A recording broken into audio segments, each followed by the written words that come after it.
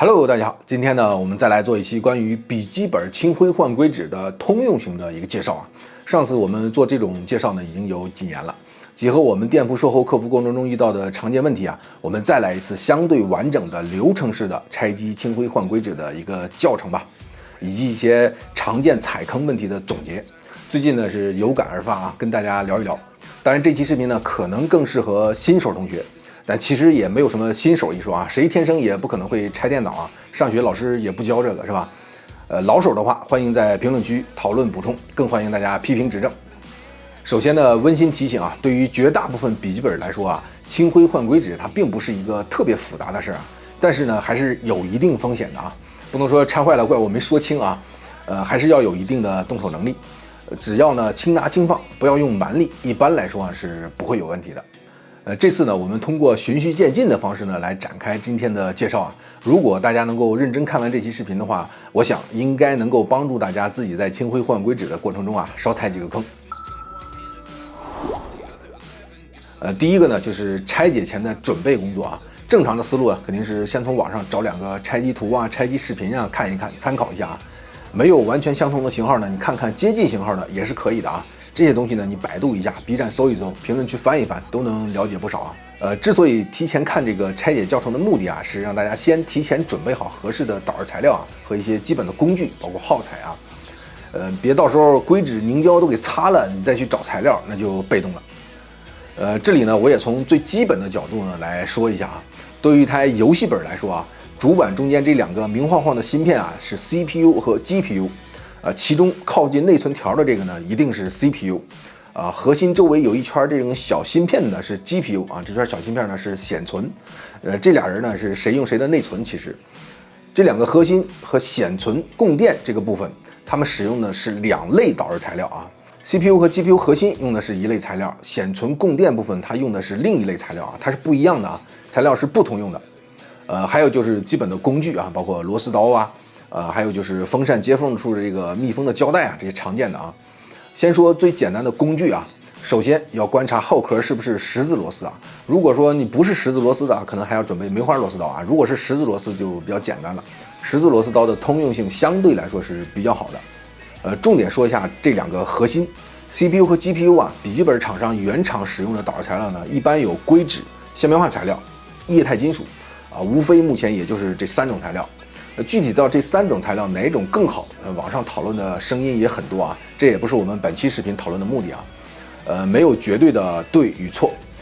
但以我们这些年总结的数据来看啊，目前性能和稳定性表现更均衡的是橡棉化材料，比如说7950啊、PCM 800X 啊等等这些橡棉化材料。之所以说是最均衡啊，是因为要说性能，它确实没有液晶好啊，尤其是新鲜的液晶啊，液晶确实性能要更好一点。但是这个性能差异可能也没有那么的大啊。要说耐久性啊，它这个橡棉化材料比传统硅脂呢要好得多啊，尤其是在 CPU 这里啊，高温下这个 CPU 呢会有翘曲，导致普通硅脂的这个流失现象啊。橡棉化材料在苛刻的环境下能够坚持的时间比普通硅脂要长得多啊。这个我们之前做过超长的耐久测试啊，详细的大家可以去翻翻看，网上呢也有各种各样的反馈，大家可以去搜一搜找一找啊。这几年我们也测试了不少各种各样的新奇的材料啊，但是目前我们还没有发现比7950或者说800X这种更均衡、更省心的材料啊。如果说我就是追求极限的性能啊，动手能力也强，那液晶是适合你的啊。如果说我就图个省心、稳定，我相信目前研究 DIY 的这些朋友啊，应该都不能忽视相变这个选项。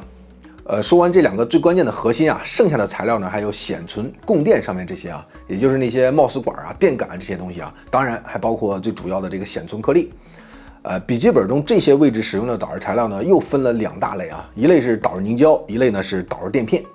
导热凝胶的占比这2年呢也是越来越高了啊，甚至出现了这个凝胶和垫片混用的机器都有啊。凝胶呢，它就是省事儿啊，不管是对于个人来说，还是对于厂家来说啊，凝胶它的优点呢，就是不用考虑厚度公差，因为它很软啊，你厚厚的涂一层压紧，它自己就匀了。当然缺点也有啊，就是太大的间隙不推荐使用导热凝胶。一般来说，芯片和散热器的间隙超过1毫米的话，那么凝胶的长期可靠性可能就会下降。它毕竟是软膏状的啊，你长期使用再加上震动太厚的情况下呢，它自己也会坍塌流动啊，导致你这个热失控。还有一大类呢，就是导热垫片啊，优点呢就是长期可靠性、抗震性能都远远好于导热凝胶。但是对于我们 DIY 来说啊，最大的缺点呢，这个垫片就是不同型号的笔记本，甚至是一台笔记本上不同位置，它会出现不同的厚度。大家要自己更换这个厚度的数据是否准确，就是一个最突出的问题了。网上搜索相关的答案，可能也并不一定就是准确的啊。同一个型号，它不同的年份可能都不一样。另外呢，就是千万不要觉着自己买稍微厚一点的垫片，让散热器自己压薄就行啊，这个一定会让你踩坑的。笔记本上这个锁散热器的那几颗小螺丝啊，它不可能在这个导热垫片那么大的面积上施加那么大的压强把它去压薄的啊，过分的压薄啊。那个过厚的垫片它是不好压下去的，这个压力和压强的关系啊，这是基础的物理知识，我觉得大家应该都了解啊。当然，你退一步来说啊，这个垫片它是寿命很长的一种东西啊，不是说必须要更换的，你只要你不干、不碎啊、不硬，它还依然是软软弹弹的，那就可以继续使用的啊。只是上面有些毛毛的话，并没有什么太大的影响啊，你找个胶布啊粘一粘这个毛毛就可以了。对了，这里要提一嘴啊，如果说大家确实需要更换导热垫片啊，为了解决这个厚度数据的难题啊，我们在我们的公众号上开展了一个关于不同型号的这个笔记本还有显卡的垫片厚度数据的一个分享的专题啊，数据呢都是经过了我们准确的测量和推敲验证的啊，将来呢也会不断的更新，欢迎大家去关注一下。我们的公众号呢是同名极客温控。到第二步呢，就是这个拆机环节了啊。拆机环节第一步就是拆螺丝啊。关于这个螺丝刀的使用方法，我们之前还做过一期视频啊。那视频里头有一个修飞机的大哥有过一个非常好的留言啊，我认为总结的非常到位。拧螺丝讲究的是3分拧7分顶啊，不管是你拆还是紧螺丝啊，一定要顶住螺丝，不要让螺丝和螺丝刀空转。尤其是十字螺丝啊，你不同厂家的螺丝定做的它也是五花八门啊，你掌握好顶的这个技巧，再结合相对合适的螺丝刀，大概率呢都不会划丝啊。拆开后壳之后啊，第一件事情就是断开电池排线啊，断开电池排线，也就是给那个主板呢彻底断电，之后呢才能做其他的任何操作。一般呢都是拆主板这头啊，如果说电池那头有插座的话，拆电池那头的插座，它会更安全一些啊。比如华硕的很多型号啊，如果你不彻底的断电，这个螺丝刀不小心碰一下电路板，可能啪的一下就换新电脑了，哈哈，安全第一。拆开散热器之后啊，重点关注的就是这个清灰环节了啊，一定要注意清理风扇和鳍片的这个接缝处啊，比如说拯救者的绝大部分型号啊，包括神州、机械革命、华硕、微星等等等等很多品牌不同的型号，他们都有这种机器啊。只要是这个散热器和风扇是一体的啊，还有个壳把它们密封着，都会有这种情况。不要只把扇叶上的灰尘和毛毛清理一下，然后就觉着万事大吉了。如果只清理扇叶上呢，甚至可能会起反作用啊！你想想看，如果说你鳍片上这个灰尘很多，毛毛很多，然后你把它清理下来了，然后落下来的灰尘会把这个接缝里面堵得更瓷实了啊，更彻底了。所以一定要拆开风扇的外壳啊，能够看到散热器的鳍片背面为准啊，彻底清理干净，风道通畅以后啊，这个热量才能被吹出去，机器的温度呢才能得到有效的控制。这个比换硅脂可能有时候呢还要重要。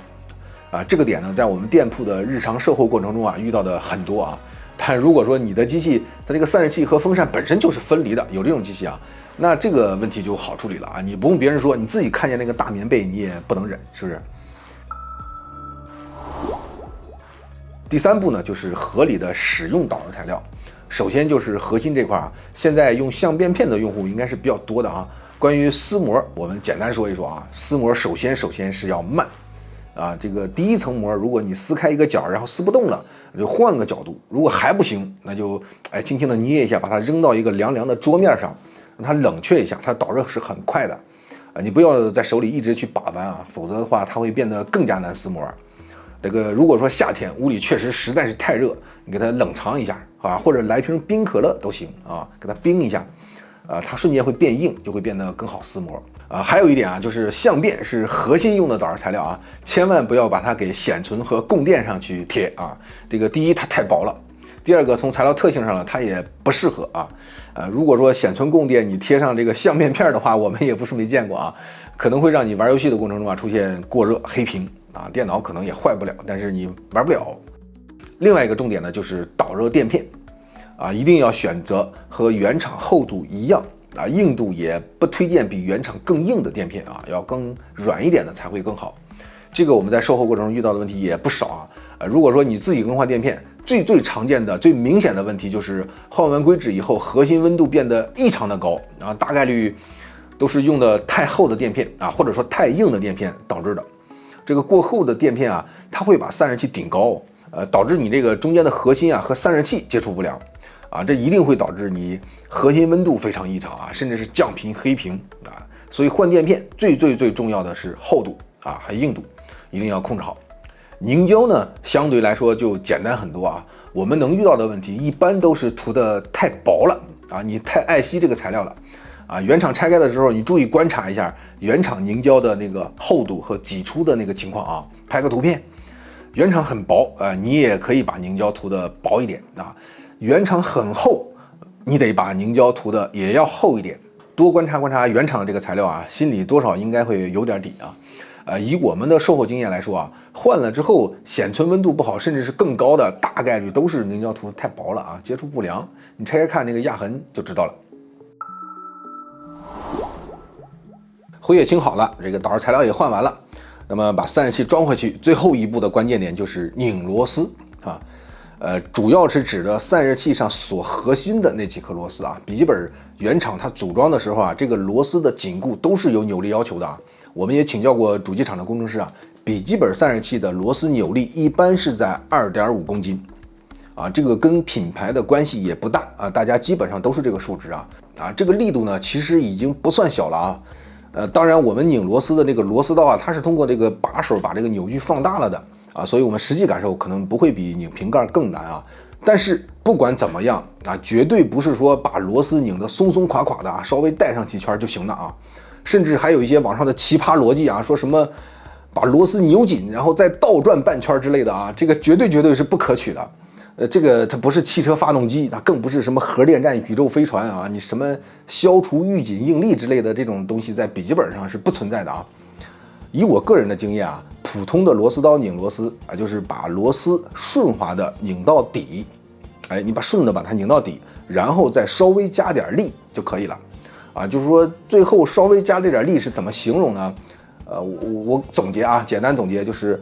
大概是正常成年男性的3成到4成的这个力道啊，不能太大的，就绝对不是全力啊，一半的力不到，然后拧个大概1秒钟，拧那么一点就可以了。当然也要看你这个螺丝刀把手的粗细啊，如果说你那个把手太粗的话，你得悠着点，它放大的倍数大。其实如果你对这个力度比较敏感的话，你拆螺丝的时候感受一下原厂你拆下来那个螺丝的力度，然后你自己拧的时候把它拧紧，再松一下，你也感受一下这个力度啊，应该有弄个差不多啊。另外呢，就是螺丝的顺序啊，如果说散热器上是有编号的，那推荐大家呢按照这个1、2、3、4、5的顺序呢来锁紧这个螺丝啊。组装厂就是这么做的啊，它费劲巴拉的给这个散热器刻上去这个编号，它不是没有用的。如果说没有那个编号，那就按照核心的对角线的方式去锁紧就可以了。最后一步呢，就是把电池的排线那记得插回去啊，再合上后盖就可以了。至于后壳螺丝的这呢，大家随便拧拧就行啊，就后壳不松动，螺丝别掉了就行啊，你随时都可以紧嘛。上面这4个过程啊，唠叨了很多啊，一路顺下来，我觉得大概率就不会有太大的问题了。当然还有一些比较奇葩的问题啊，就是感觉哪步都做得特别对，那就是最后温度不对，那一定是哪里不对啊，一定是哪里不对啊。比如风扇你是不是忘记插了啊？然后问你相面片有没有撕膜啊？这时候别犟，有可能你真的忘记撕膜了啊。人非圣贤啊，孰能无过是吧？大家呢只要小心谨慎，准备得当，我相信啊，大多数情况下都不会有问题的啊。毕竟呢，以我们店铺来说啊，每年服务有几十万的用户啊，可能都不止啊。真遇到说就是解决不了的那种散热问题的，也是极少数啊。最后呢，祝喜欢 DIY 的朋友呢都能够顺利下车。好，这期视频的内容到这里就结束了。我们目前开通了速卖通店铺，有时间的话呢，欢迎大家来逛一逛。感谢你的观看，我们